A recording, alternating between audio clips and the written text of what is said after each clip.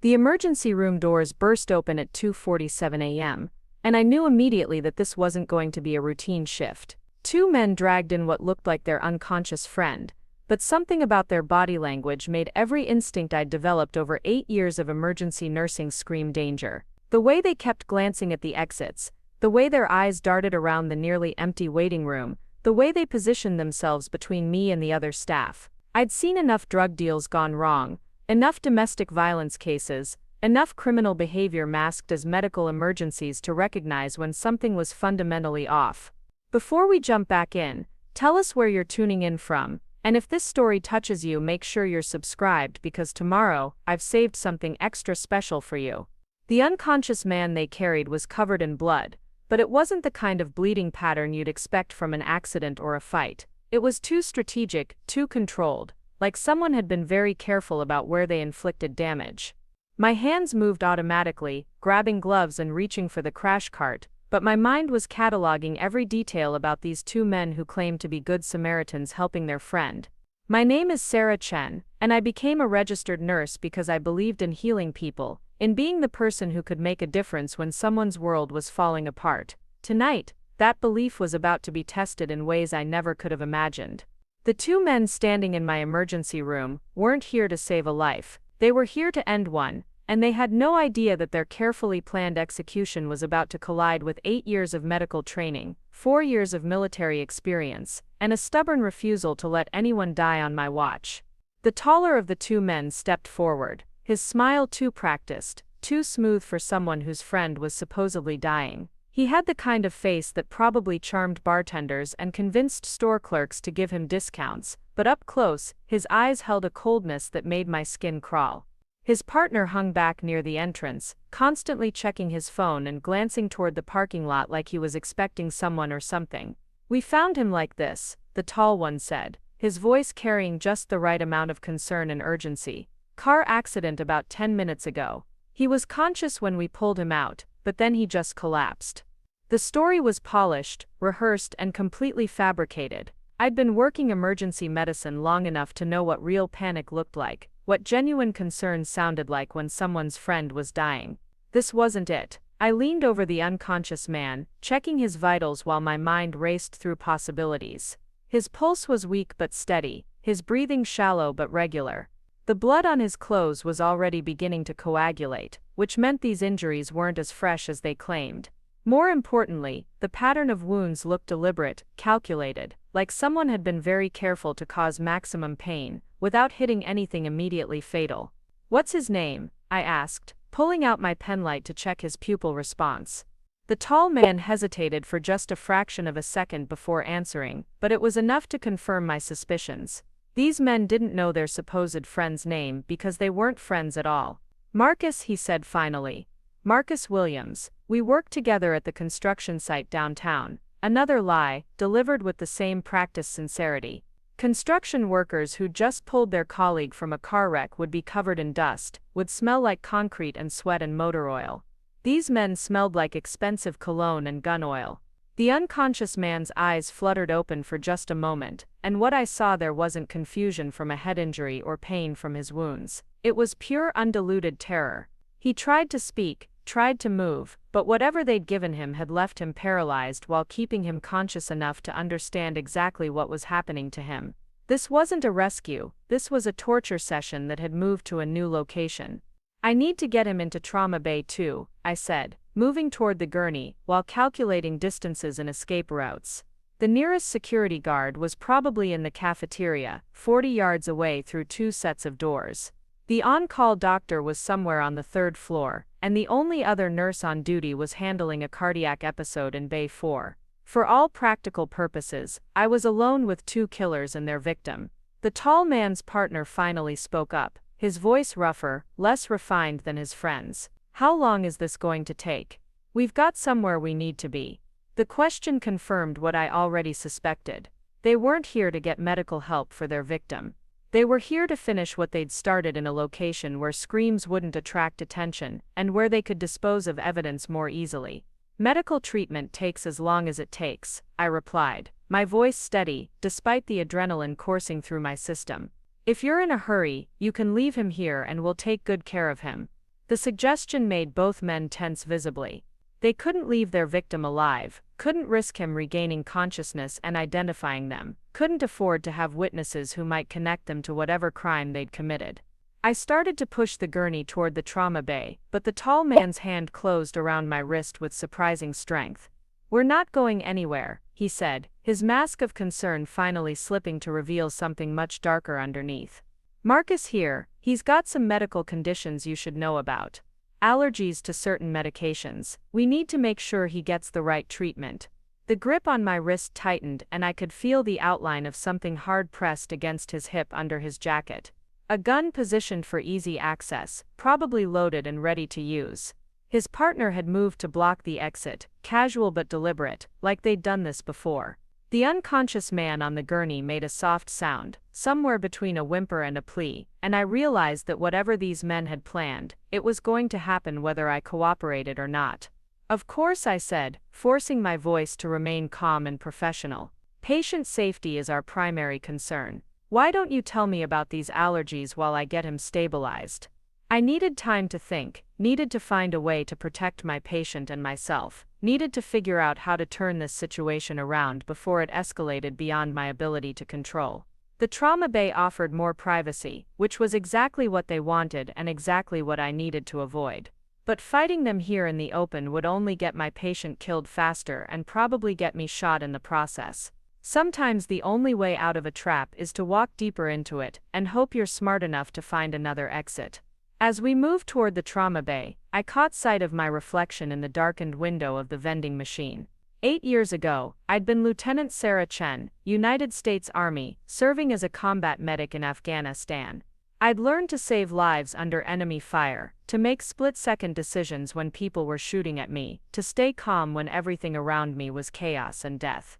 The woman looking back at me from that window wasn't just a nurse, she was a soldier who'd chosen healing over killing, but who'd never forgotten the skills that kept her alive when healing wasn't enough.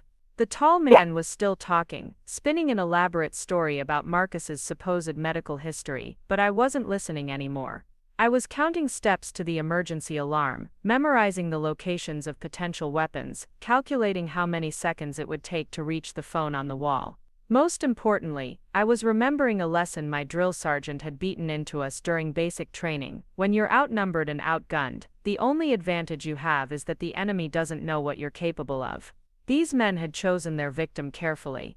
They'd picked someone they thought would be isolated, vulnerable, easy to intimidate. They'd counted on finding a scared nurse who would follow orders and keep quiet, someone who valued her own safety more than a stranger's life. They'd planned this perfectly, except for one crucial detail. They had no idea that the woman they were threatening had spent 4 years learning how to kill people efficiently, and 8 years learning how to save them. The trauma bay door swung shut behind us with a soft click that sounded like a cell door closing. The tall man positioned himself between me and the exit, while his partner moved to the far side of the room, giving them clear sight lines and overlapping fields of fire. Professional, methodical, like they'd done this before. The unconscious man on the gurney stirred slightly, his eyes opening just enough to meet mine, and I saw him mouth a single word: "Help." "Now then," the tall man said, his voice dropping its pretense of friendliness. "Let's talk about Marcus's treatment options." He reached into his jacket and pulled out a syringe filled with something that definitely wasn't medicine. "I think he needs a very specific injection, something that will help him sleep permanently."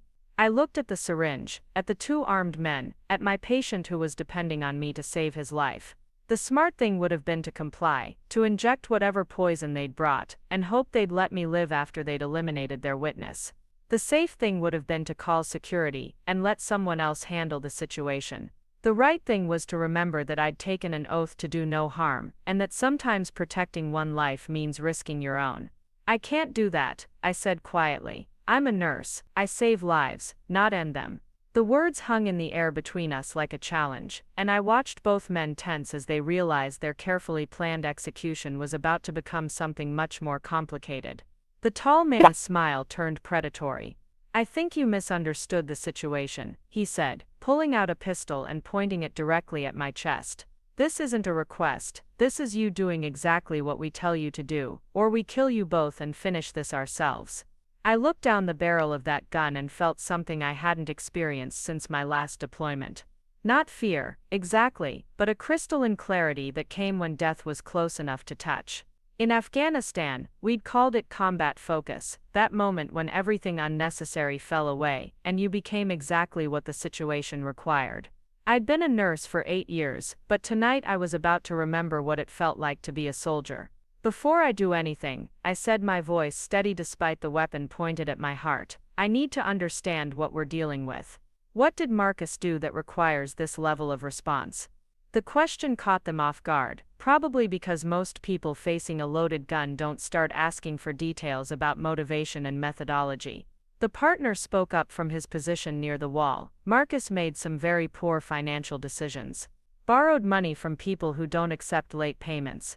A debt collection that had escalated to murder then, not uncommon in certain circles, but usually handled more discreetly than bringing the victim to a hospital for execution. And you two are the collection agents? I asked, reaching for the blood pressure cuff, while keeping my movements slow and non-threatening. I needed them to see me as compliant, cooperative, not a threat worth watching too carefully. Seems like an unusual venue for this kind of business meeting. The tall man laughed, but there was no humor in it. Hospitals are perfect for this kind of work. People die here all the time, and nobody asks too many questions about why. Plus there's all sorts of equipment for disposing of biological waste. The casual way he discussed murder and body disposal told me everything I needed to know about how many times they'd done this before.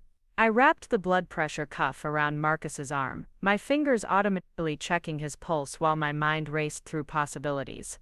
His heartbeat was stronger than it had been in the waiting room, which meant whatever they'd drugged him with was starting to wear off. That could be good or bad, depending on how much fight he had left in him, and whether he could stay quiet long enough for me to figure out a plan. The thing is, I said, adjusting the stethoscope and pretending to focus on medical procedures, if Marcus dies from an injection, the autopsy is going to show exactly what killed him. That's going to create problems for everyone involved. It was true, but more importantly, it bought me time to think and gave me a reason to keep talking instead of following their orders. The partner looked nervous for the first time since they'd arrived. What kind of problems? He asked, glancing at his friend for guidance. These weren't professional killers, I realized. They were dangerous, armed, and clearly willing to commit murder, but they weren't experienced enough to have considered all the complications that came with their chosen method. Toxicology reports, police investigations, security camera footage, I said, listing each potential problem while quietly palming a scalpel from the instrument tray. The kind of problems that lead to arrests and prison sentences. The scalpel felt familiar in my hand, balanced and sharp, not so different from the combat knife I'd carried in Afghanistan. The tall man's confidence wavered slightly. What do you suggest? He asked, and I realized that despite pointing a gun at me, he was actually asking for my professional advice on how to commit murder more efficiently. The irony wasn't lost on me, but I filed it away for later consideration. Heart attack, I said without hesitation, much harder to detect, especially in someone with Marcus's apparent stress levels and physical condition. But it requires a different approach, different timing. I was lying, of course, but they didn't know enough about medicine to contradict me, and it gave me more time to position myself for what was coming next. Marcus's eyes were fully open now, tracking our conversation with growing awareness. Whatever paralytic they'd given him was definitely wearing off, which meant I needed to act soon before he tried to speak or move, and forced them to shoot us both. I caught his gaze and held it for a moment, hoping he was alert enough to understand that I was trying to help him, not hurt him. How long would that take? The partner asked. Still nervous but clearly interested in any method that would reduce their exposure to investigation. We've got a schedule to keep. The casual reference to their timeline told me they had more victims waiting, more people who were going to die tonight unless someone stopped them. 20 minutes, maybe 30, I said, moving closer to the tall man, while pretending to check the equipment on the crash cart. But I'll need both of you to help me monitor his vitals and make sure nobody interrupts the process. The suggestion was designed to make them feel more involved, more in control, while actually putting them in positions where I could reach them both if I moved fast enough. The tall man considered this, his gun lowering slightly as he focused on the logistics of their improved murder plan. It was exactly the kind of tactical mistake that would have gotten him killed in combat, and it was about to get him subdued in a trauma bay. He stepped closer to get a better view of the equipment I was supposedly preparing, and his partner moved to the other side of the gurney to help monitor Marcus. For just a moment, both men were focused on something other than watching me, both positioned where I could reach them, both confident that they were in complete control of the situation. It was the opportunity I'd been waiting for, the split second of inattention that meant the difference between saving a life and becoming another victim. I moved without conscious thought, muscle memory from countless hours of combat training taking over where rational planning left off. The scalpel in my hand found the tall man's wrist, slicing deep enough to force him to drop the gun while simultaneously stepping inside his reach to prevent him from shooting me. My other hand grabbed the defibrillator paddles from the crash cart, and before his partner could react, I'd pressed them against his chest and triggered a shock that sent him convulsing to the floor. The tall man tried to grab his weapon with his uninjured hand, but 8 years of carrying patients and lifting equipment had given me more upper body strength than he'd expected. I twisted his arm behind his back, applied pressure to the nerve cluster below his shoulder, and watched him collapse as his entire left side went numb. Combat medic training included knowing how to disable people efficiently when saving lives required stopping threats. Marcus was trying to sit up, his voice returning in ragged gasps, as the paralytic finally wore off completely. "They killed my brother," he managed to say, pointing at the two men now subdued on the floor of the trauma bay. "Shot him when he tried to run. I'm the only witness." The pieces fell into place with sickening clarity. This wasn't about debt collection, this was about eliminating evidence of a murder. I grabbed the phone on the wall and dialed security, then 911, keeping one eye on the two men while checking Marcus's injuries. The wounds looked worse than they actually were, designed to cause pain and terror rather than immediate death. They'd wanted him conscious and suffering, wanted him to know exactly what was happening before they finished him. "This is Sarah Chen, in Trauma Bay 2, I said when security answered. "I need immediate assistance with 2 armed suspects and 1 victim of attempted murder. Also requesting police response and backup medical staff." My voice was calm, professional, like I was reporting any other emergency situation instead of the successful defense against a double homicide. The tall man was conscious but disoriented, probably wondering how a small Asian nurse had managed to disable 2 armed men in under 10 seconds. His partner was still unconscious from the defibrillator shock, but his vital signs were stable. They'd both lived to face trial for whatever crimes had brought them here tonight. Marcus grabbed my hand with surprising strength for someone who'd been drugged and tortured. "Thank you," he said, tears streaming down his face. "I thought I was going to die. I thought nobody would ever know what happened to Danny." Danny must have been his brother, the first victim, the one whose murder had made Marcus a target. "You're safe now," I told him, meaning it completely, "and Danny's going to get justice." It was a promise I intended to keep, even if it meant testifying in court about what had happened here tonight. Some promises are worth the complications they create. Security arrived first, followed quickly by police and paramedics. The trauma bay filled with uniformed officers and medical personnel, transforming the scene from an attempted murder to a crime scene investigation. I gave my statement 3 times, answered dozens of questions, and provided detailed medical documentation of Marcus's injuries and the suspect's conditions. Detective Rodriguez was the lead investigator, a woman in her 40s with intelligent eyes and the kind of direct manner that suggested she'd seen enough violence to appreciate someone who could stop it efficiently. "That was some pretty impressive work in there," she said, as we stood outside the trauma bay, watching the suspects being loaded into ambulances for transport to the secure ward. "I did what anyone would have done," I replied, but we both knew that wasn't true. Most people, faced with 2 armed killers, would have complied or panicked or frozen. Most people hadn't spent 4 years learning how to fight and 8 years learning how to heal. Most people weren't stubborn enough to risk their own lives for a stranger's. "The tall one is Victor Mendez," she continued, consulting her notes. "Multiple arrests for assault, extortion and suspected involvement in at least 3 other murders. His partner is Tommy Chang, similar record. You probably saved more lives than just Marcus's tonight." The validation felt good, but it also made me wonder how many other people these men had killed before someone finally stopped them. Marcus was stable, his injuries less severe than they'd initially appeared. The emotional trauma would take longer to heal than the physical wounds, but he was alive and coherent and ready to testify about his brother's murder. Sometimes the best outcome you can hope for is that the good guys survive long enough to make sure the bad guys face consequences. I finished my paperwork at 6:30 a.m., 2 hours past the end of my shift. The emergency room had returned to its normal controlled chaos of minor emergencies and routine medical procedures. The trauma bay had been cleaned and restocked, ready for the next crisis. From the outside, you'd never know that 2 men had tried to commit murder there just hours earlier. My hands were steady as I gathered my things from the nurse's station, but I could feel the adrenaline crash starting to set in. In a few hours, I'd probably be shaking as my nervous system processed what had happened.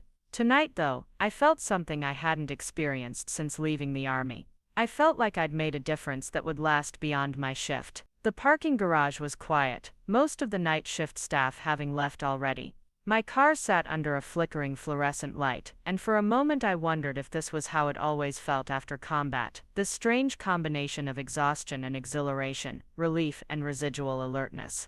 In Afghanistan, we'd called it the combat high, that feeling of being intensely alive that came after surviving something that should have killed you. I sat in my car for a few minutes before starting the engine, letting the events of the night replay in my mind. Preparing and narrating this story took us a lot of time, so if you are enjoying it, subscribe to our channel. It means a lot to us.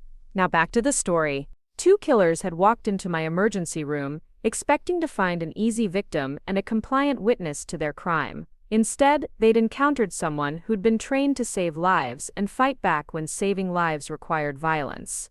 They'd planned everything except the possibility that their chosen victim's nurse had once been a soldier. My phone buzzed with a text message from my supervisor. "Heard about tonight, take tomorrow off, we'll talk when you're ready." Another message from Detective Rodriguez. "Preliminary hearing is set for next week. We'll need your testimony."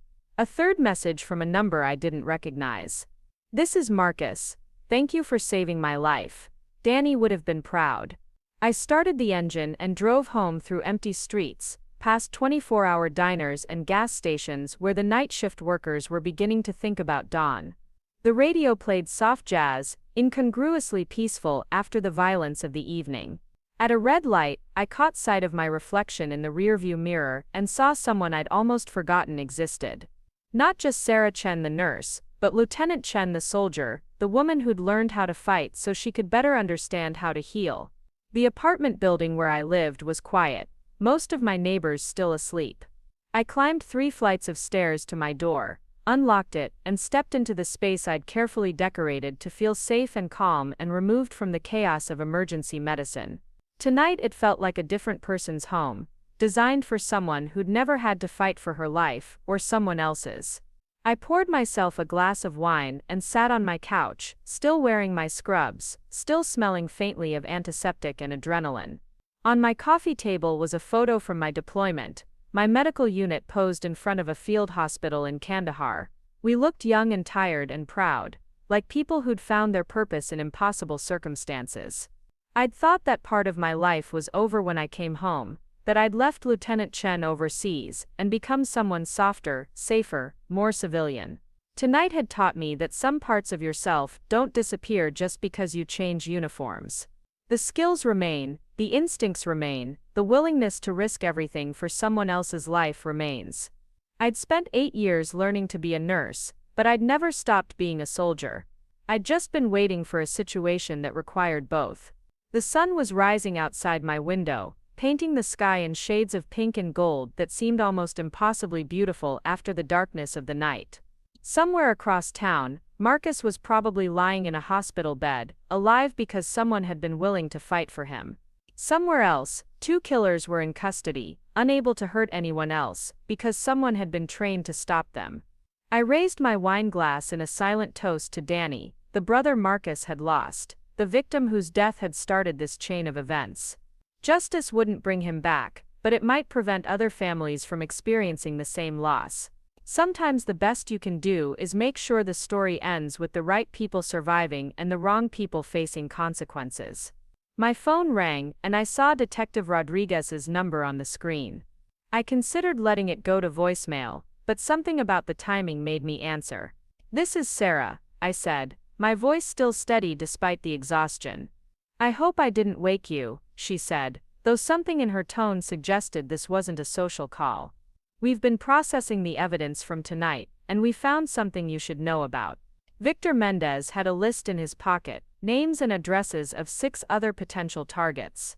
People who apparently witnessed various crimes over the past year.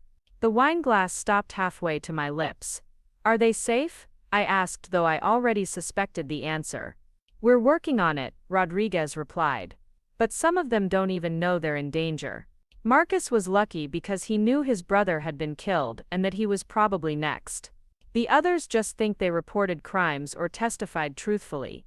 They have no idea that someone's been planning to eliminate them systematically. I set down the wine and reached for a pen and paper, already knowing what she was about to ask. "What do you need from me?" I said, because some conversations don't require explicit requests when the stakes are clear enough. "We could use someone with your particular skill set," Rodriguez said carefully. "Someone who understands both medical care and tactical situations. These people are going to need protection, and they're going to need it from someone who can think like a soldier when necessary." I looked around my carefully peaceful apartment, at the life I'd built around healing people and avoiding violence.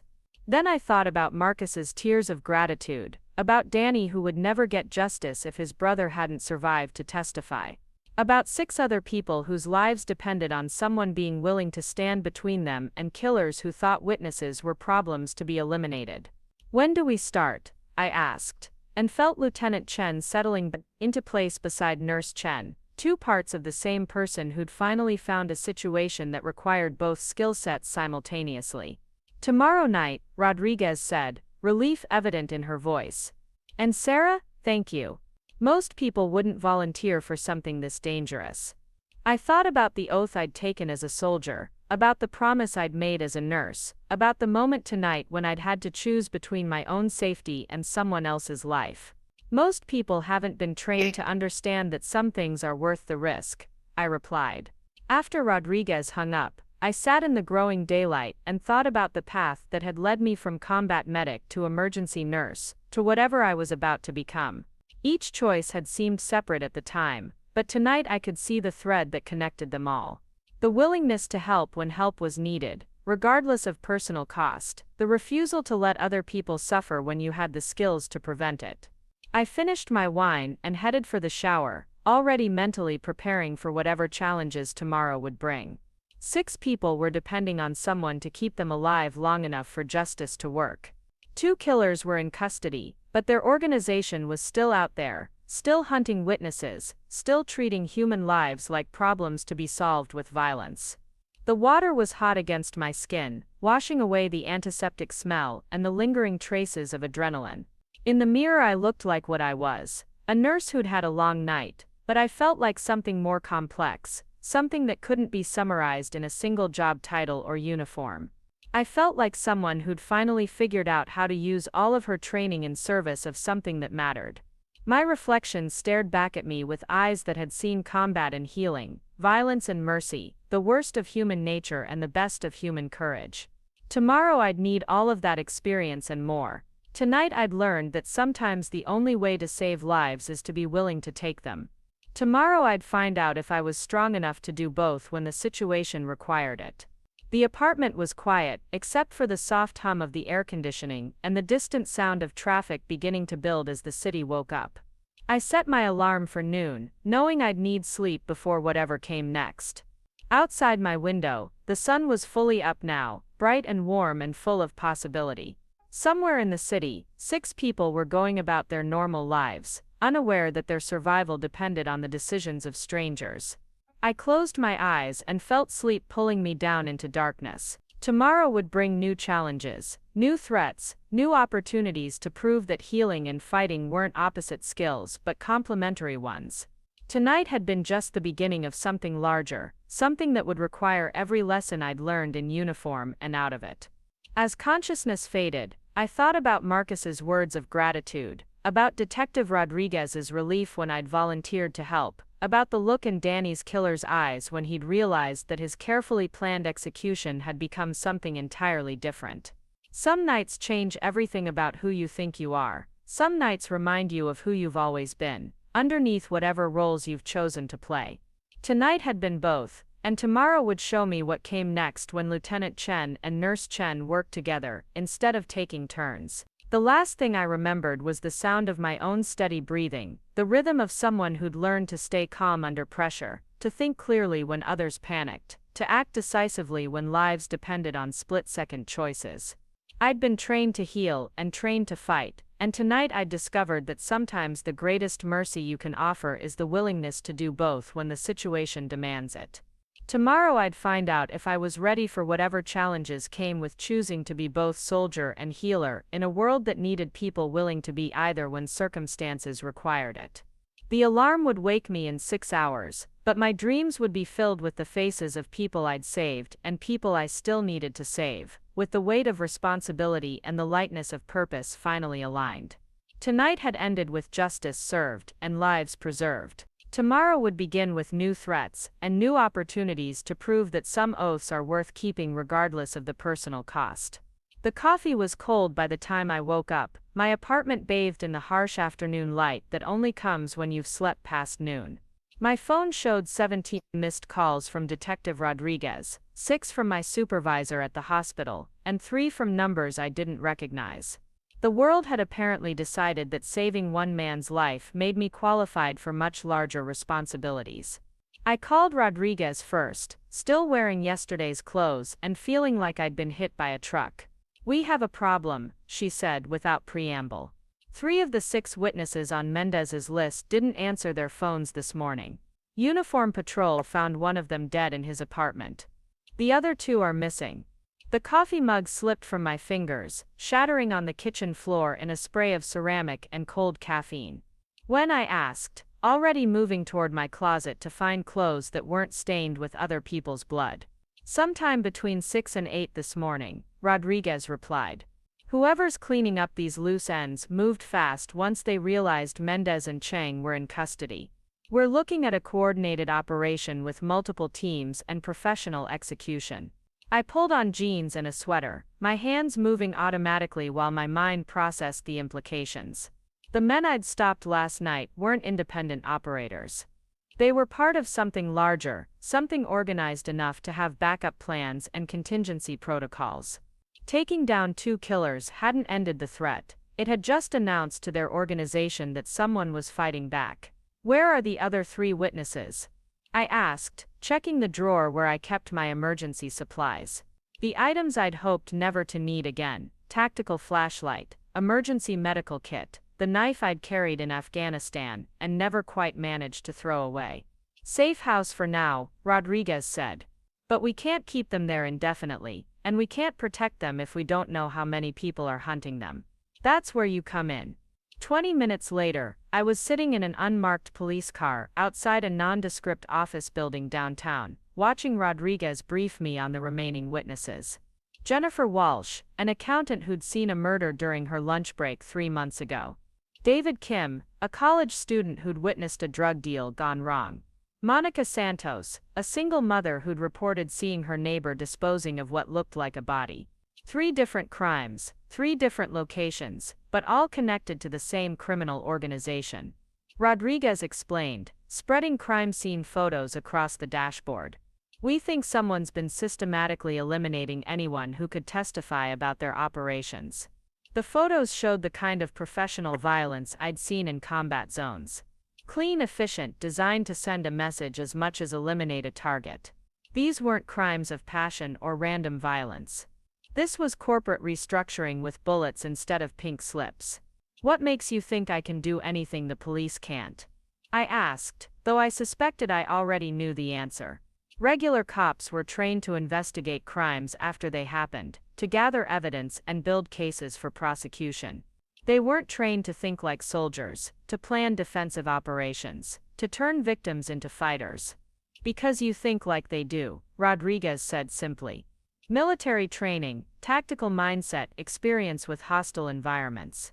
Plus you're a medical professional. These people are going to need someone who can keep them alive physically and psychologically, while we figure out how to end this permanently." The safe house was a 2-story apartment building in a neighborhood that looked quiet and middle-class from the outside. Inside, it buzzed with the controlled tension of people who knew they were being hunted.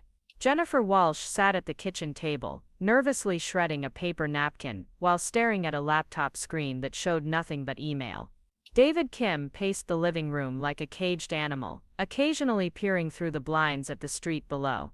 Monica Santos stood by the window in the back bedroom, holding her 4-year-old daughter and singing softly in Spanish. "They're scared," Officer Martinez told me as we climbed the stairs to the apartment.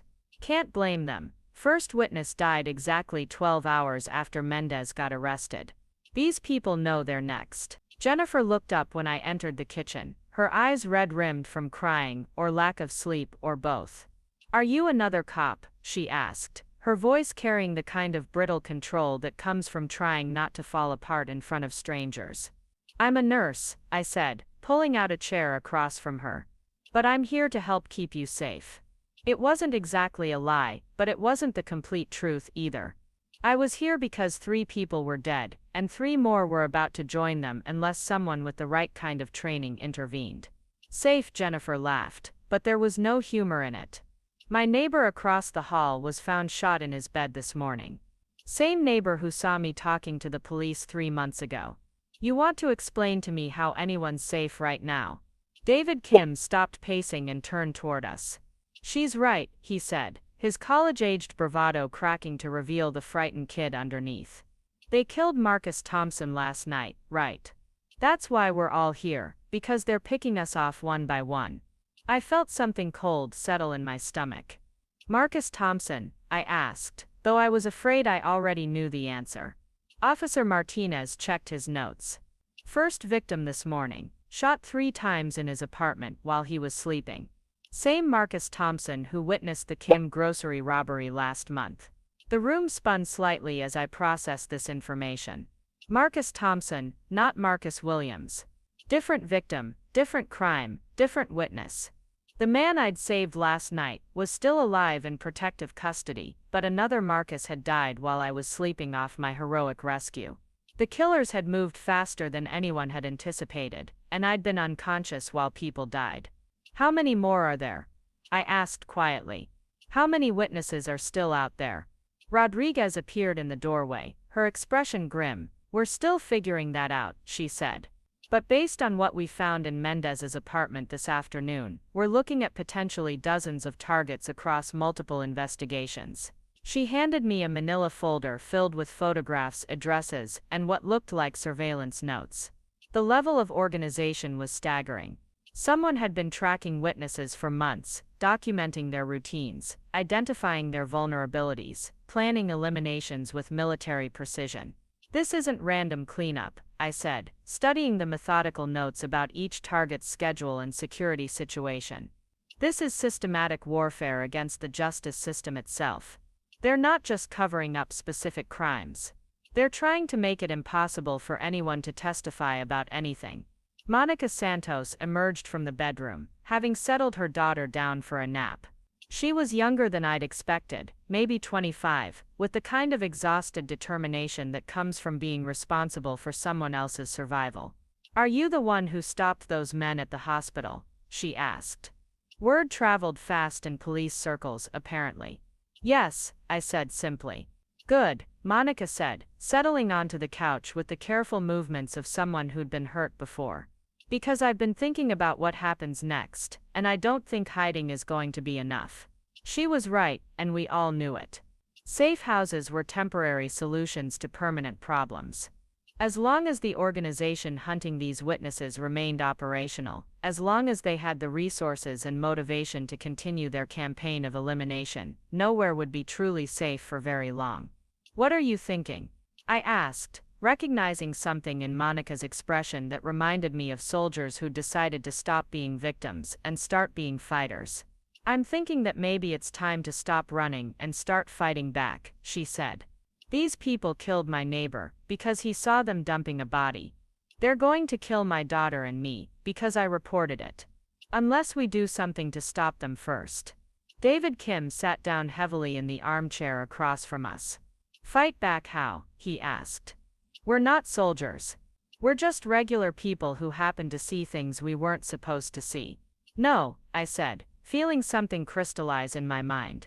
You're witnesses to multiple crimes committed by an organized criminal enterprise. You're evidence that they can't destroy as long as you're alive and willing to testify. That makes you incredibly valuable and incredibly dangerous to them. Jennifer looked up from her laptop.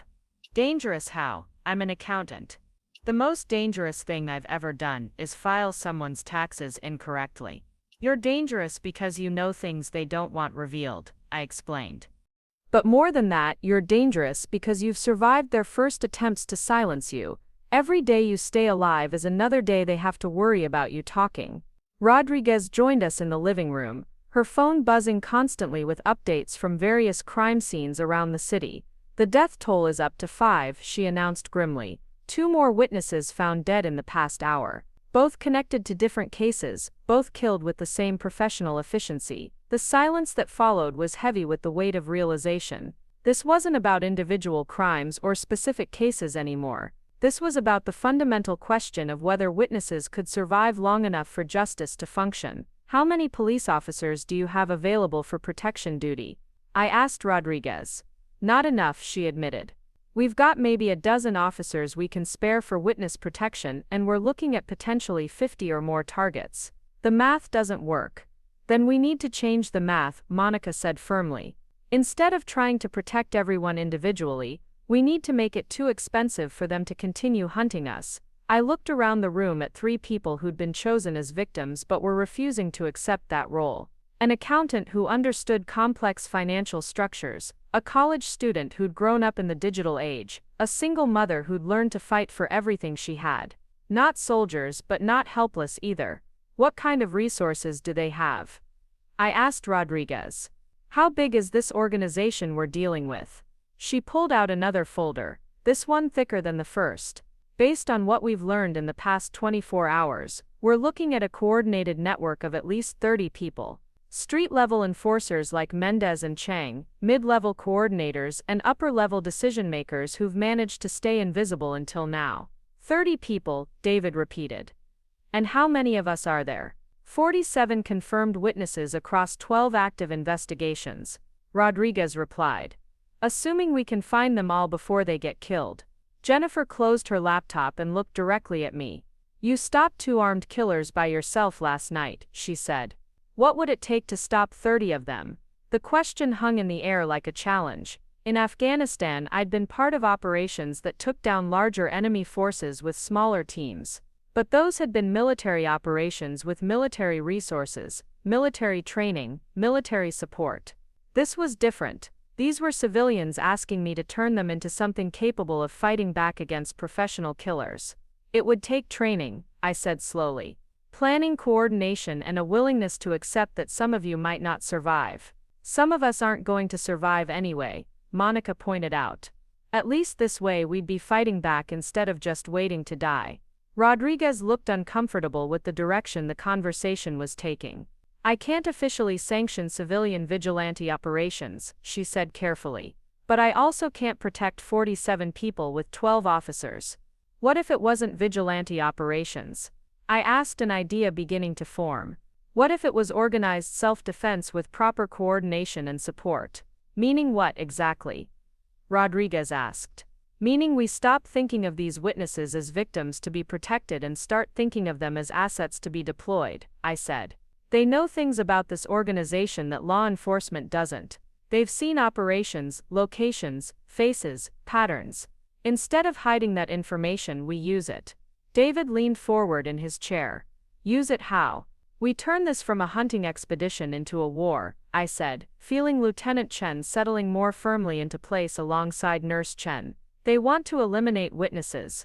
We make witnesses into intelligence operatives. They want to clean up loose ends. We turn loose ends into traps. The room was quiet for a long moment as everyone processed what I was suggesting. Not just survival but active resistance.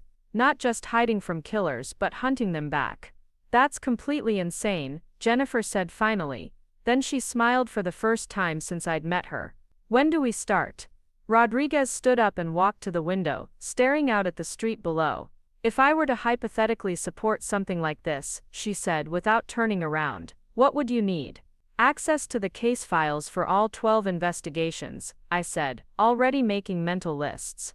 Complete witness statements, crime scene reports, surveillance footage, everything these people saw that made them targets.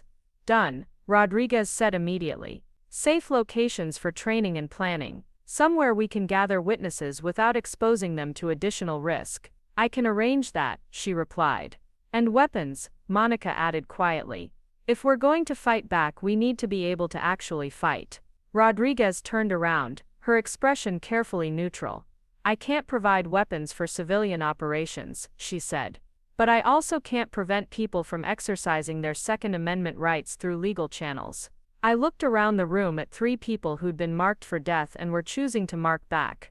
In Afghanistan, we'd called it force multiplication, turning small advantages into larger ones through coordination and determination. These witnesses had information, motivation, and now they were about to have training. There's something else we need, I said. We need to understand their command structure. Who's making the decisions, who's coordinating the killings, who has enough authority to call off the hunt if we make it too expensive to continue. Jennifer reopened her laptop. I'm good with financial records, she said. If this organization is as big as you think, they're moving money around somewhere. Bank transfers, shell companies, payroll records. Give me access to the right databases, and I can track their funding sources. David pulled out his phone. I'm a computer science major, he said. Digital surveillance, social media monitoring, electronic communications. If they're coordinating electronically, I can find their networks. Monica stood up and checked on her daughter through the bedroom doorway. I grew up in this neighborhood, she said when she returned. I know who talks to who has connections, who can be trusted and who can't. Street-level intelligence. Rodriguez was taking notes, her expression shifting from resignation to something that looked almost like hope. This could actually work, she said. Not just stopping the killings, but dismantling the entire network. It's going to be dangerous, I warned them. Once we start fighting back, they're going to escalate. More violence, more resources, more desperation. They're already escalating, Monica pointed out. 5 people dead in one day. How much worse can it get? She had a point. The organization was already committed to total elimination of witnesses. Fighting back might make them more dangerous, but it couldn't make them more deadly than they already were. All right, I said, feeling the familiar weight of command responsibility settling onto my shoulders. We're going to need a base of operations, a communication system, and a way to identify and contact the other witnesses before they get killed. How long do you think we have? David asked. I thought about the methodical notes in Mendez's apartment, the professional efficiency of the killings so far, the coordination required to eliminate 5 witnesses in one day. Not long, I said. Maybe 48 hours before they finish cleaning up the immediate threats and start working down their list systematically. Then we better get started, Jennifer said, already pulling up what looked like financial databases on her laptop. Rodriguez gathered up the case files and headed for the door. I'll be back in 2 hours with everything you requested, she said. And Sarah, thank you for all of this. After she left, the apartment felt different. Still tense, still dangerous, but charged with purpose instead of just fear. 3 people who'd been chosen as victims were choosing to become something else. I just hoped I was skilled enough to train them and smart enough to keep them alive long enough to matter. Monica disappeared into the bedroom to make arrangements for her daughter's care. David started mapping out what he called digital surveillance protocols on his laptop. Jennifer dove into financial records with the focused intensity of someone who'd found a puzzle worth solving. I sat on the couch and thought about what I was really asking of these people. Not just to risk their lives, but to transform themselves from witnesses into warriors, from victims into victors. In Afghanistan, we'd had months of training before deployment. Here I had maybe 2 days to teach civilians how to think tactically, plan strategically, and execute operations that could save dozens of lives. My phone buzzed with a text from an unknown number. We know where you are. Stop fighting or join the others. The message was accompanied by a photo of Marcus Thompson's crime scene, professional and clean and final. I showed the text to the others. Instead of fear, I saw determination harden in their faces. They'd crossed some invisible line from being afraid of death to being angry about injustice. Good, Monica said after reading the message. Now we know they're scared too. She was right. Threats meant we were having an impact, meant they were worried enough about our resistance to try intimidation before escalation. That gave us a window of opportunity, maybe the only one we'd get. Time to get to work, I said, and watched 3 civilians begin their transformation into something their hunters had never planned to face. The warehouse on the east side of town looked abandoned from the outside, which was exactly what Rodriguez had promised when she'd handed me the keys 3 hours earlier. Inside, fluorescent lights hummed over concrete floors and exposed steel beams, creating the kind of stark environment that focused the mind on practical matters. By midnight, I had transformed 47 frightened witnesses into something that resembled a military briefing room. Jennifer had commandeered a folding table near the loading dock, her laptop connected to 3 external monitors, displaying financial networks that looked like spiderwebs of corruption. The money trails she'd uncovered in 6 hours of focused research painted a picture of an organization that had been operating for years, maybe decades, with tentacles reaching into legitimate businesses, government contracts, and law enforcement agencies. David worked from the opposite corner, surrounded by tablets and phones displaying social media feeds, communication intercepts, and what he called digital fingerprints of the people hunting us. His computer science background had evolved into something closer to electronic warfare, tracking the hunters while they tried to track us. Monica moved between clusters of witnesses like a general inspecting troops, her natural leadership abilities, amplified by the desperate circumstances. She'd somehow convinced a retired Army sergeant named Williams to help with basic combat training, and watching him teach a group of accountants and teachers how to handle firearms was both inspiring and terrifying. The money flows through 6 primary shell companies. Jennifer announced to the room, her voice carrying clearly over the background noise of tactical planning and weapons instruction. 3 based in Delaware, 2 in Nevada, 1 in the Cayman Islands. Total annual revenue appears to be somewhere around $50 million. $50 million explained a lot about the resources arrayed against us. It explained the professional killers, the surveillance network, the systematic approach to witness elimination. We weren't fighting a gang or a crime family, we were fighting a corporation that happened to use murder as a business strategy. What kind of business generates that much revenue? Asked Dr. Patricia Gomez, a psychiatrist who'd witnessed a kidnapping 6 months earlier and had been living in fear ever since. Her clinical training made her naturally analytical, and she'd become our unofficial coordinator for psychological operations. Everything, Jennifer replied, pulling up a new screen that showed interconnected business relationships. Construction contracts, waste management, import-export operations, real estate development, private security services. They've built a legitimate business empire to launder the profits from their criminal activities. The scope was staggering. This wasn't just about covering up individual crimes. This was about protecting a multi-million-dollar enterprise that had grown so large and complex that exposure of any part of it could bring down the entire structure. No wonder they were willing to kill dozens of witnesses to prevent testimony. Digital surveillance shows coordination between at least 15 different cell phone numbers. David reported from his corner. They're using encrypted messaging apps, but I've been able to track location data and communication patterns. The leadership appears to be based downtown, probably in one of the high-rise office buildings. A teenager named Marcus Rivera, who'd witnessed a drug deal outside his high school, looked up from the rifle he was learning to disassemble. So we know where they are, we know how much money they have, and we know they're trying to kill us. What's the plan? The question focused everyone's attention on me, 47 pairs of eyes looking for leadership in a situation none of us had trained for. In Afghanistan, military operations had clear objectives and defined rules of engagement. Here, we were improvising resistance operations while trying to save lives and gather evidence for prosecution. The plan has 3 phases, I said, moving to the whiteboard someone had retrieved from a nearby office building. First, we stop the killing. Second, we gather evidence. Third, we present law enforcement with a complete case that dismantles their entire organization. I drew 3 columns on the board, labeling them defense, intelligence, and prosecution. Defense means protecting the remaining witnesses long enough for phases 2 and 3 to work. Intelligence means using our collective knowledge to map their operations and identify their leadership. Prosecution means building legal cases that result in convictions, not just arrests. An elderly man named Robert Chen, a retired engineer who'd witnessed a construction site murder, raised his hand. How do we stop professional killers with accountants and teachers? By being smarter instead of stronger, I replied. They're hunting us individually because that's efficient and low risk for them. We make it inefficient and high risk by working collectively and fighting back strategically. Rodriguez appeared in the warehouse doorway, carrying boxes of what looked like police equipment. Bulletproof vests, communication radios, and tactical gear, she announced. Officially donated by concerned citizens. Unofficially provided by officers who believe in justice more than bureaucracy. The transformation of 47 scared witnesses into something resembling a tactical unit accelerated with the arrival of professional equipment.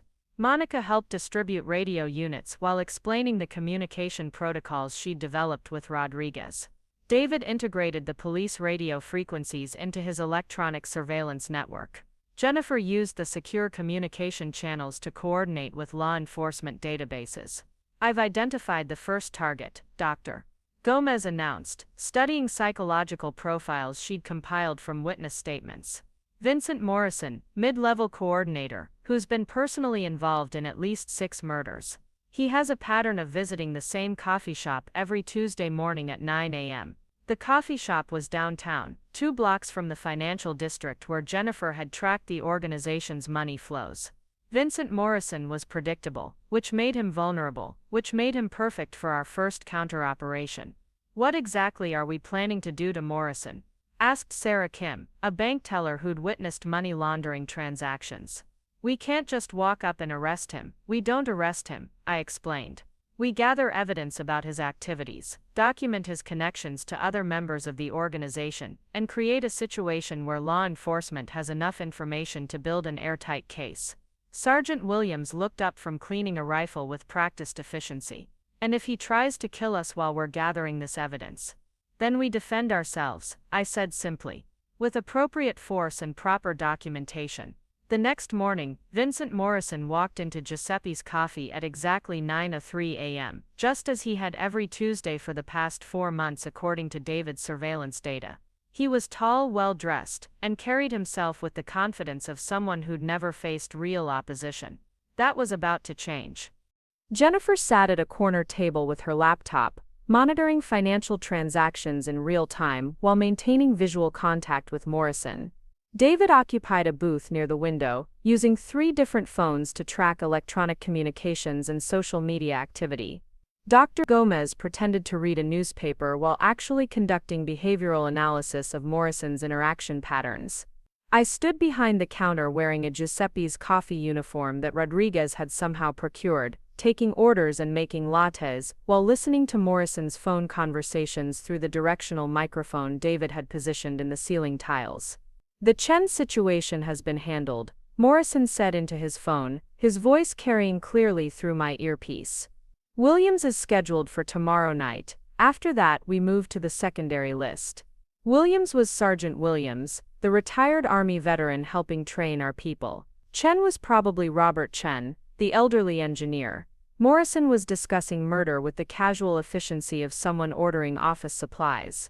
Jennifer's fingers flew across her keyboard as she traced Morrison's financial transactions in real time. Every few minutes, she would signal me with hand gestures indicating successful data captures. Bank transfers, cryptocurrency exchanges, payments to shell companies that existed only on paper. Digital intercepts show he's coordinating with at least 6 other people, David whispered into his radio. I've got location data for 3 of them, partial identities for 2 more.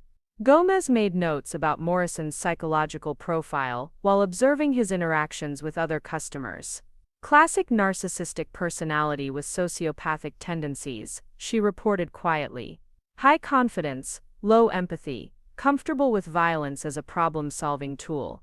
Morrison finished his coffee and left the shop at 9:47 a.m., completely unaware that 45 minutes of surveillance had provided enough evidence to connect him to multiple murders and identify half a dozen co-conspirators. More importantly, we'd proven that coordinated intelligence gathering could be more effective than traditional police investigation methods. Phase 1 successful, I announced when we regrouped at the warehouse that afternoon. We now have documented evidence of Morrison's involvement in the Williams and Chen murders, plus financial records showing payments to known killers. The success energized everyone in ways I hadn't expected. 47 people who'd been living in fear for months had just demonstrated that they could fight back effectively. The psychological transformation was as important as the tactical accomplishment. "What's Phase 2? Asked Marcus Rivera, the teenager who'd been learning weapons handling with remarkable aptitude. "Phase 2 is intelligence expansion," I replied, updating the whiteboard with new information we'd gathered. "We use Morrison to identify the leadership structure, map their operations, and locate their decision-makers." Jennifer had been working on financial analysis since returning from the coffee shop. "Morrison received payments from 5 different sources last month," she reported. 3 shell companies, 1 legitimate construction business, and 1 source I can't identify yet. "The construction business is interesting," Dr. Gomez added. "Several witnesses reported seeing murders connected to construction sites. There might be a pattern." David looked up from his computer screens. "Electronic surveillance confirms Morrison is meeting with someone called the Architect tonight at a restaurant downtown. High-level coordination session." The Architect, even the name suggested someone with overall responsibility for planning and coordinating operations. If we could identify and document the Architect's activities, we might be able to reach the top of their organizational structure. Surveillance operation tonight, I decided. Same teams, expanded scope. We document everything about this meeting.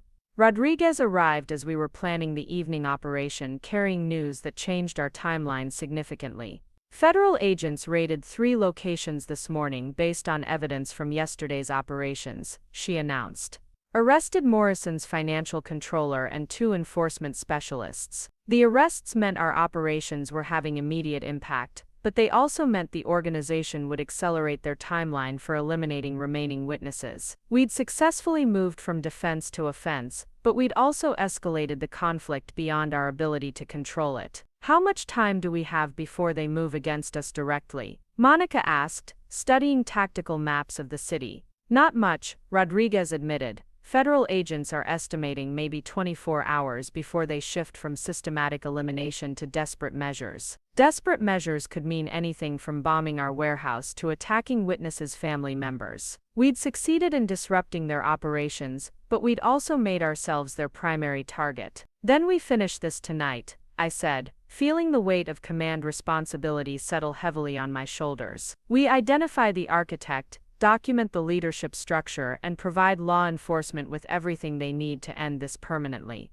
The restaurant where Morrison was meeting the Architect was upscale, downtown, the kind of place where business deals got made over expensive wine and imported seafood. Our surveillance team would need to blend into an environment of wealthy professionals and social climbers, which meant different skills than we'd needed at the coffee shop. Jennifer could pass for a successful accountant meeting clients for dinner. Dr. Gomez had the professional bearing of someone who belonged in expensive restaurants. David looked young enough to be a tech entrepreneur, and his electronic equipment could be disguised as normal business devices. I would be more problematic. Emergency nurses didn't typically frequent restaurants where entrees cost more than most people's daily wages. But Rodriguez had a solution that demonstrated just how far law enforcement was willing to bend rules to support our operations. "Federal agent credentials," she said, handing me an identification card and badge that looked completely authentic. "If anyone asks, you're conducting surveillance on suspected money laundering operations." The restaurant's atmosphere was perfect for our purposes. Dim lighting,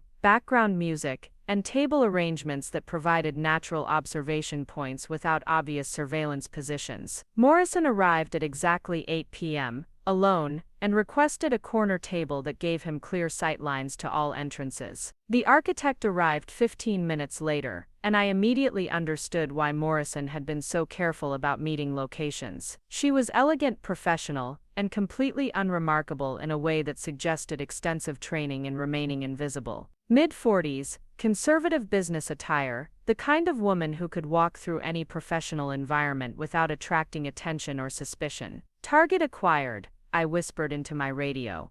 Female approximately 45, brown hair, navy blue suit. Moving to table 7, Jennifer positioned herself at the bar where she could monitor their conversation through the directional microphone David had placed in the floral centerpiece. Dr. Gomez occupied a nearby table, pretending to read restaurant reviews on her phone while actually documenting behavioral patterns. David maintained electronic surveillance from the parking lot, tracking their communication devices and monitoring for additional security. The conversation between Morrison and the architect was fascinating and terrifying in equal measure. They discussed witness elimination with the casual efficiency of project managers reviewing quarterly objectives. Names, timelines, resource allocation, risk assessment. Murder as corporate planning. The federal arrests this morning accelerated our timeline, the architect said, her voice carrying clearly through Jennifer's audio equipment. We need to complete the cleanup phase within 48 hours. What about the group that's been coordinating resistance? Morrison asked. They're more organized than we anticipated.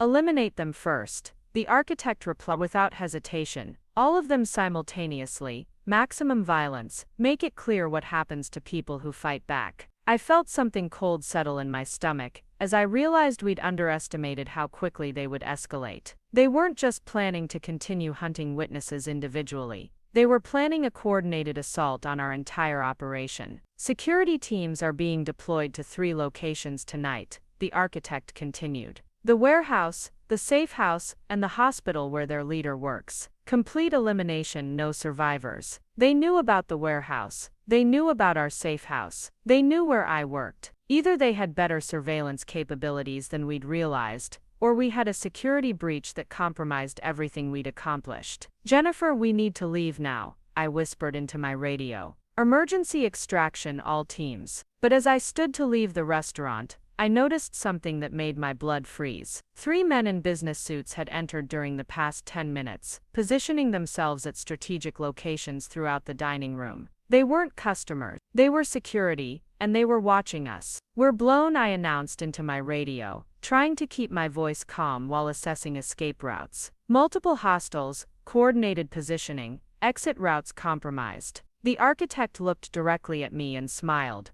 raising her wineglass in a mock toast. She'd known we were coming. This wasn't a surveillance operation we'd stumbled into. This was a trap they'd constructed specifically for us. Dr. Gomez, move toward the kitchen exit, I instructed quietly. Jennifer, bathroom window if possible. David, bring the car around to the service entrance. The 3 security men began moving simultaneously, not running but walking with purpose toward our positions. Professional, coordinated, experienced in this kind of operation. They'd done this before, probably many times. I reached for the radio to warn the warehouse team, but one of the security men was already blocking my path to the exit. He was tall, heavily built, and carried himself with the confidence of someone who'd never lost a fight. More importantly, he was close enough to grab me before I could reach any exit. Miss Chen, he said quietly, his voice carrying just enough threat to make his intentions clear. Please sit down. We need to talk. The restaurant continued its normal operations around us,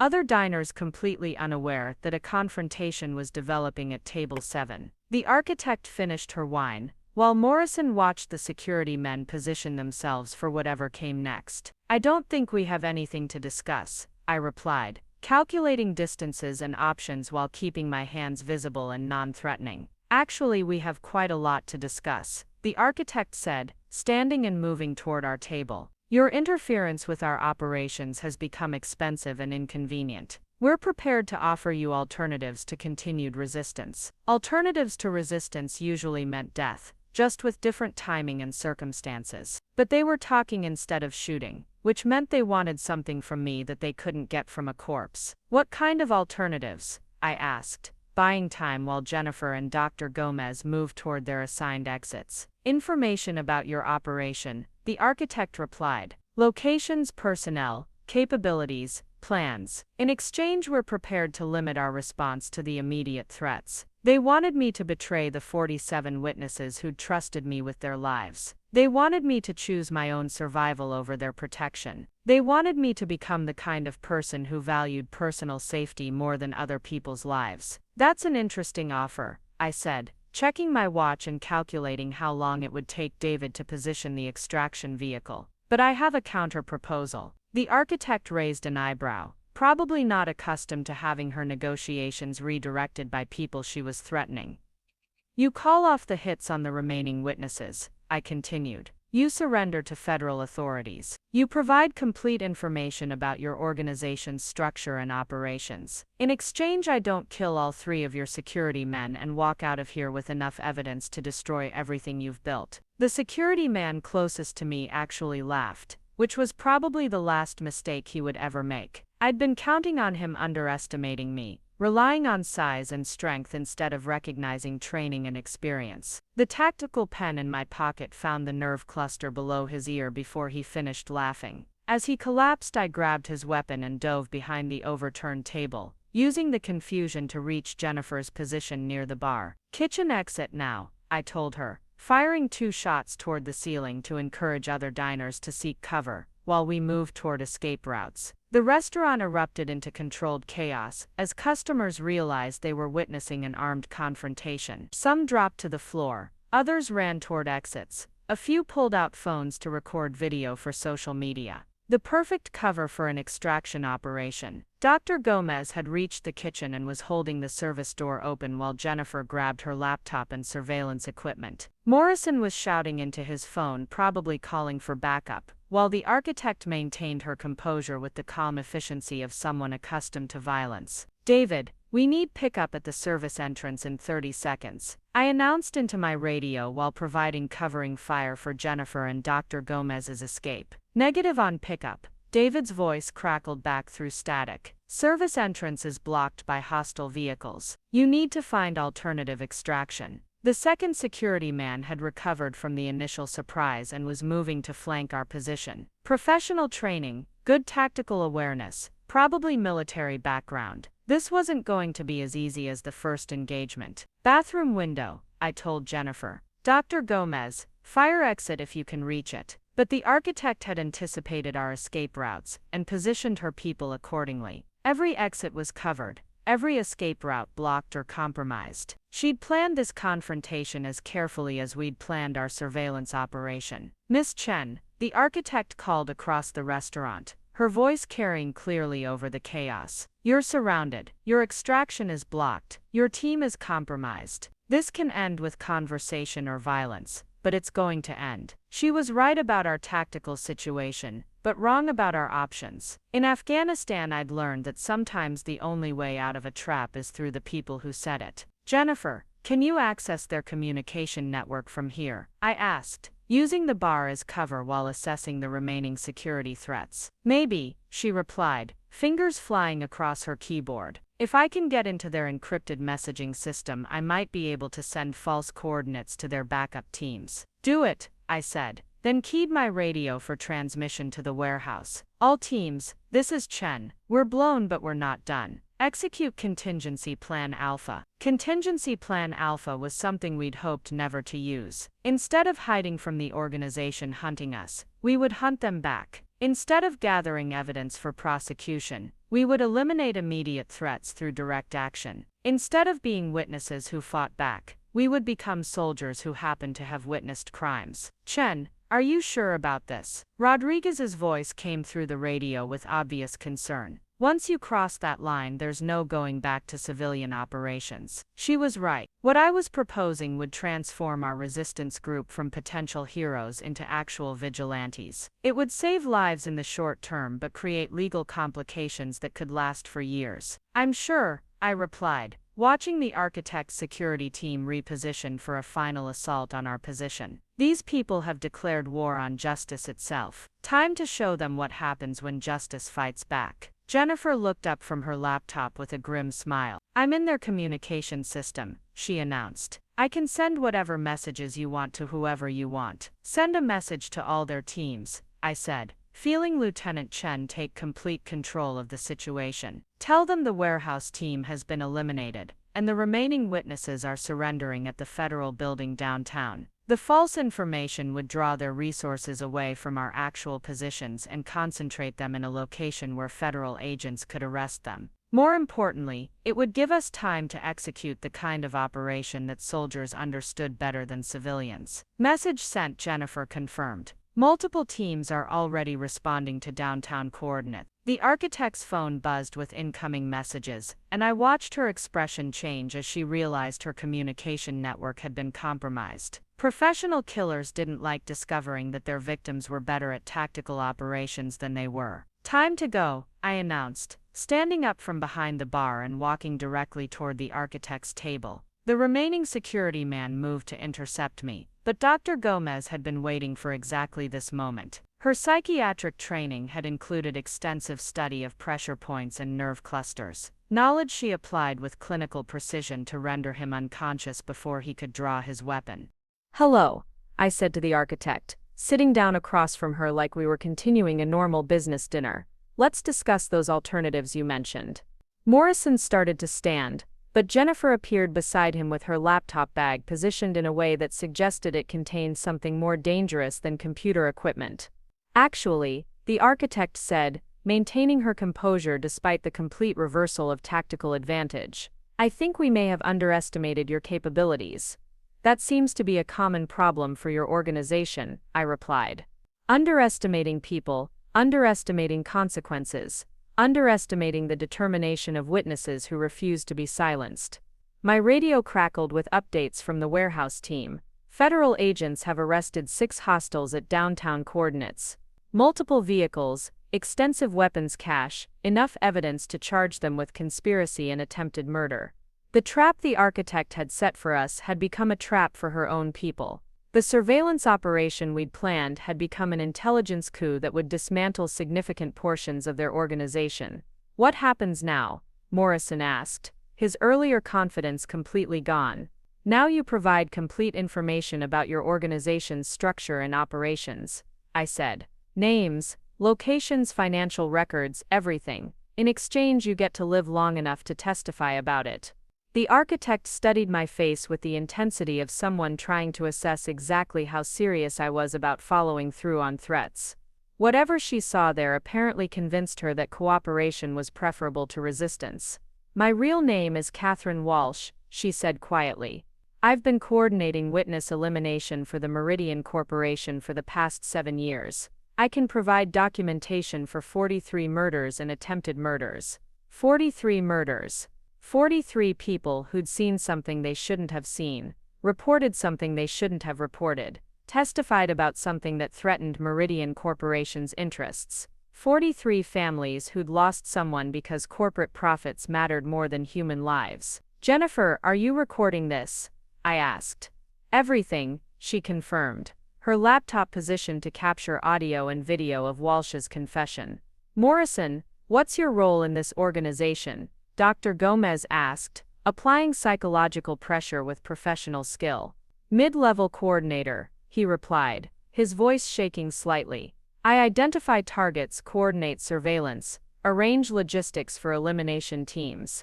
The confessions continued for 20 minutes, providing enough evidence to convict dozens of people and dismantle the entire Meridian Corporation network. By the time federal agents arrived to arrest Walsh and Morrison, we had documented proof of a criminal enterprise that had operated with impunity for nearly a decade. 47 witnesses are alive tonight because you refused to accept victim status, Rodriguez told me, as we watched the arrests unfold. That's 47 families who won't have to bury someone because of corporate greed. The success felt good, but incomplete. We'd saved lives and gathered evidence, but we'd also transformed civilians into combatants, crossed lines that couldn't be uncrossed, embraced violence as a tool for justice. What happens to us now? Marcus Rivera asked, as we prepared to leave the restaurant. We're not really witnesses anymore. We're something else. He was right. We'd evolved from victims to survivors, to fighters to something that didn't have a clear category in civil law enforcement. We'd saved lives, but we'd also operated outside legal authority. We'd gathered evidence, but we'd also used tactics that belonged in military operations rather than police investigations. Now we go back to being citizens, I said, though I wasn't entirely sure that was possible after what we'd accomplished. Citizens who happen to know how to fight back when fighting back is necessary. The warehouse felt different when we returned that night. Still the same concrete floors and fluorescent lights, but charged with the energy of people who'd discovered they were capable of more than they'd ever imagined. 47 witnesses had become 47 examples of what happened when ordinary people refused to accept injustice. The federal prosecutors want to meet with all of us tomorrow, Rodriguez announced. They're calling this the largest organized crime prosecution in the city's history. The prosecutions would take months, maybe years, trials, appeals, testimony, endless legal proceedings. But tonight, 47 people were alive who would have been dead if we'd continued hiding instead of fighting back. I looked around the warehouse at accountants cleaning rifles, teachers studying tactical maps, students analyzing communication intercepts. They'd learned skills they'd never wanted to learn, faced dangers they'd never expected to face, become people they'd never planned to become. Anyone who wants to go back to normal life can leave right now, I announced. No judgment, no consequences. You've all done more than enough. Nobody moved toward the exits. 47 people who'd started as victims were choosing to remain something more complex and powerful. They'd tasted what it felt like to fight back effectively, and they weren't ready to return to being helpless. What if this happens again? Jennifer asked. What if there's another organization that decides witnesses need to be eliminated? It was a question that would define what came next for all of us. We'd proven that organized resistance could defeat organized crime, but we'd also proven that some situations required military thinking applied to civilian problems. Then we'll be ready, I said, looking at 47 faces that had been transformed by the discovery of their own capabilities. Because once you know how to fight back, you never really forget. The warehouse would remain our base of operations, Rodriguez explained. Officially a community center, unofficially a training facility for citizens who wanted to be prepared for situations where traditional law enforcement wasn't sufficient. As the night ended and people began returning to their families and their jobs and their normal lives, I realized that we'd created something unprecedented. Not vigilantes, not soldiers, not police officers, but citizens who'd learned that sometimes the only way to protect justice is to be willing to fight for it. The last person to leave was Dr. Gomez, who paused at the warehouse door to look back at the maps and equipment and evidence boards that documented our transformation from victims to victors. Do you think we did the right thing? She asked. I thought about 47 people who were alive tonight, about families who wouldn't have to plan funerals, about a criminal organization that would face justice instead of continuing to operate with impunity. I think we did the necessary thing, I replied. Sometimes that's the same as the right thing, sometimes it's not. But it's always better than doing nothing. She nodded and walked out into the dawn light, leaving me alone in the warehouse with the equipment and evidence of what we'd accomplished. Lieutenant Chen and Nurse Chen, finally working together instead of taking turns, finally understanding that healing and fighting were both necessary skills for protecting the people who mattered. Tomorrow would bring trials and testimony and the slow process of legal justice. Tonight had been about the faster process of making sure there would be people alive to seek that justice. Both were necessary. Both had their place in a world where corporations thought murder was an acceptable business strategy. 6 months later, I stood in the same emergency room where this all began, but everything had changed. The badge on my scrubs now read Sarah Chen, Director of Emergency Services, a promotion that came with responsibilities I'd never expected when I first chose nursing as a career. More importantly, it came with the authority to implement changes that would protect other healthcare workers from the kind of threats we'd faced. The Meridian Corporation trials had concluded 3 weeks ago with 47 convictions and sentences ranging from 25 years to life without parole. Catherine Walsh received the maximum sentence after her testimony revealed the scope of their operations extended far beyond our city. Vincent Morrison cooperated fully with federal investigators and received 15 years in exchange for information that led to arrests in 12 other states. Marcus Williams, the man whose life I'd saved that first night, had testified at every trial. His courage in facing his brother's killers inspired other witnesses across the country to come forward with their own stories. The ripple effect had dismantled criminal organizations in 6 states and changed how law enforcement approached witness protection nationwide. The warehouse remained operational under Rodriguez's supervision, now officially recognized as a federal witness protection training center. What started as desperate improvisation had evolved into a national model for preparing witnesses to defend themselves while awaiting trial. Jennifer ran the Financial Intelligence Division, teaching other accountants how to track criminal money flows. David headed the Electronic Surveillance Program, training college students in counterintelligence techniques. Dr. Gomez developed psychological preparation protocols that helped witnesses transform from victims into empowered participants in the justice process. Monica Santos had surprised everyone by enrolling in law school, inspired by her experience to become a prosecutor specializing in organized crime cases. Her daughter Sophia, now 5 years old, proudly told her kindergarten classmates that her mommy caught bad guys for a living. The next generation would grow up understanding that ordinary people could accomplish extraordinary things when they refused to accept injustice. But the most significant change was personal. Lieutenant Chen and Nurse Chen had stopped taking turns and started working together permanently. My medical skills saved lives through healing, and my military training saved lives through protection.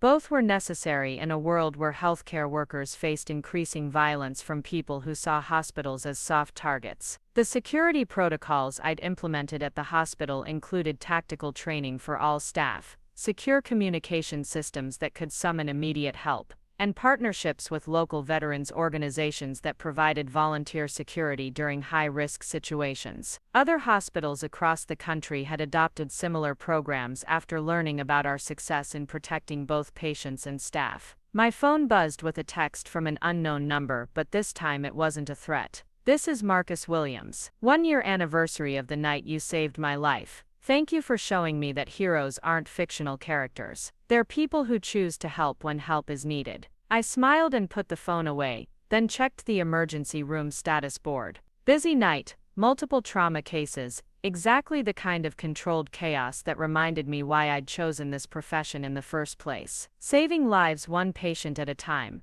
whether the threats came from medical emergencies or human violence. Dr. Patricia Gomez appeared in the doorway of my office, now officially the hospital's Director of Crisis Intervention Services. "We have a situation developing," she said quietly. "3 men just brought in someone they claim was injured in a car accident. The story doesn't match the injuries, and the patient is trying to communicate that he's in danger." I felt the familiar alertness that came when professional training recognized a threat before conscious thought processed the details. Some patterns repeated themselves, but this time we were prepared for them. "How long do we have?" I asked, already reaching for the tactical equipment I now kept in my office as standard procedure. "Based on their behavior patterns, maybe 10 minutes before they escalate,"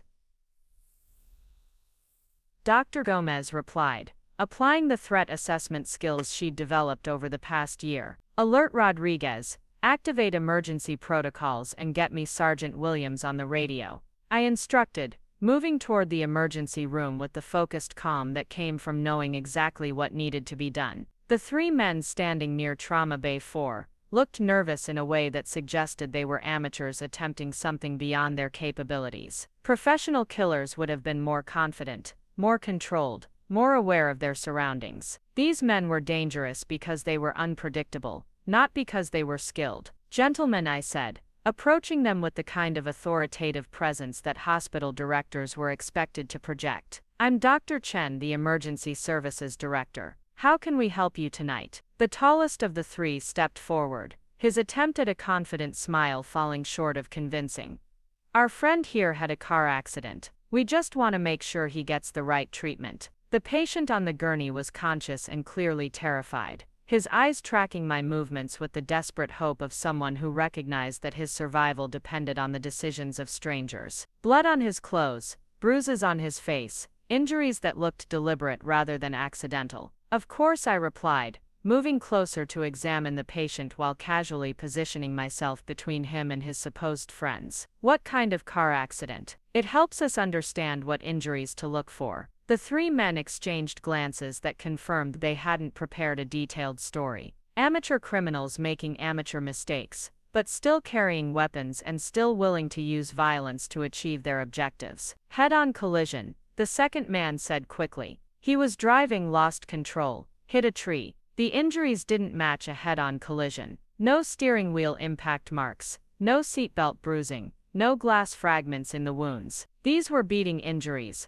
probably from interrogation that had escalated beyond the victim's ability to provide whatever information they wanted. "I need to examine him privately," I announced, beginning to wheel the gurney toward Trauma Bay 2. Hospital policy for head trauma cases. The three men moved to follow us, but Sergeant Williams appeared in the hallway, with two other veterans who now worked hospital security. Not obviously threatening, but clearly ready to respond if the situation escalated. "Gentlemen, you'll need to wait in the family area," Sergeant Williams said politely. "Medical examinations require privacy for patient confidentiality." The tallest man's hand moved toward something under his jacket, but stopped when he noticed that Williams and his colleagues were positioned with clear sight lines and easy access to defensive equipment. Amateurs could be unpredictable, but they could also be intimidated by professionals who projected competence and readiness. In Trauma Bay 2, the patient grabbed my wrist with surprising strength. "They killed my partner," he whispered urgently.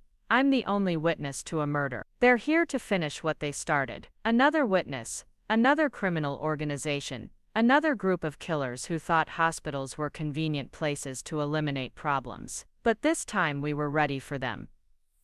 "What's your name?" I asked, checking his injuries while listening for sounds of escalation from the hallway. "Detective James Morrison," he replied, showing me a badge hidden in his jacket pocket. "Undercover narcotics investigation. My cover was blown, partner was killed, and they've been hunting me for 3 days." An undercover police officer, which meant his murder would draw significant law enforcement attention. Also meant the people hunting him were desperate enough to risk killing a cop, which made them extremely dangerous. "Rodriguez is en route with federal backup," I told him, activating the communication system we'd installed after the Meridian Corporation incident. "Hospital is locked down, and we have tactical teams in position." The three men in the waiting area were becoming increasingly agitated as they realized their target wasn't accessible and their escape routes were being monitored. Through the security cameras, I watched them arguing among themselves about whether to abort their mission or escalate to open violence. "Dr. Chen," Sergeant Williams' voice came through my radio. "Subjects are armed and showing signs of preparing for aggressive action. Request permission to initiate containment protocols." Containment protocols meant treating the hospital like a tactical environment where civilians needed protection and threats needed neutralization. It meant accepting that some situations required military solutions applied to medical settings. "Authorized," I replied, feeling the familiar transition from medical professional to tactical commander. "Protect patients and staff, minimize collateral damage, document everything for prosecution."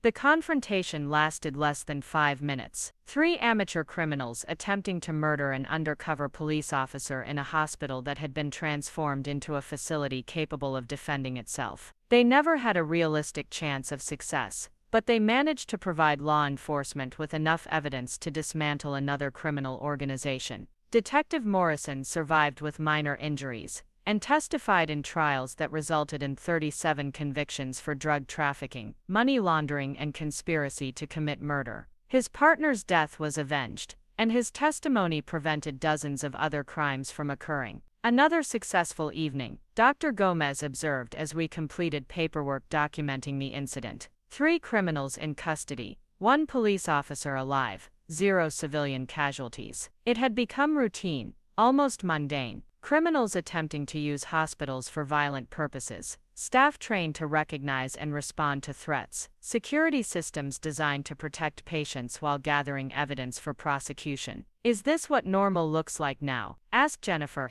who'd arrived to provide financial analysis of the arrested suspect's criminal organization. I looked around the emergency room, now functioning normally again, despite having been a tactical environment just hours earlier. Nurses providing medical care, doctors treating patients, security personnel maintaining vigilance, all working together to ensure that healing could occur safely. "This is what prepared looks like," I replied. "Normal is what we make it." The transformation was complete. Emergency rooms across the country now had protocols for protecting witnesses, staff trained in threat recognition, and partnerships with law enforcement that enabled rapid response to criminal activity. What started as desperate improvisation had become standard procedure. My badge still read Director of Emergency Services, but my real job had evolved into something more complex. Healer and protector, medical professional and tactical coordinator, nurse and soldier, working together to ensure that hospitals remained places where people could seek help safely. Rodriguez appeared in the doorway,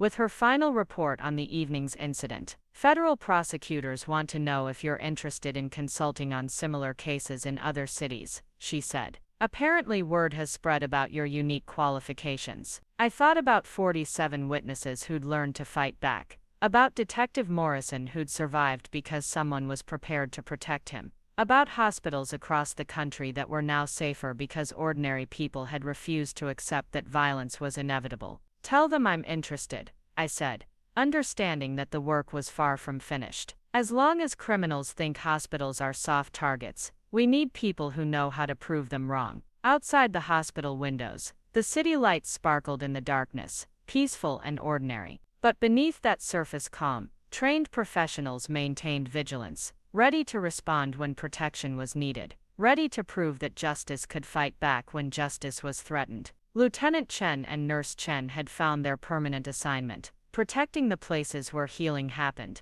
ensuring that people could seek help without fear, demonstrating that mercy and strength weren't opposites, but partners in the ongoing struggle between right and wrong. Up next, you've got 2 more standout stories right on your screen. If this one hit the mark, you won't want to pass these up. Just click and check them out.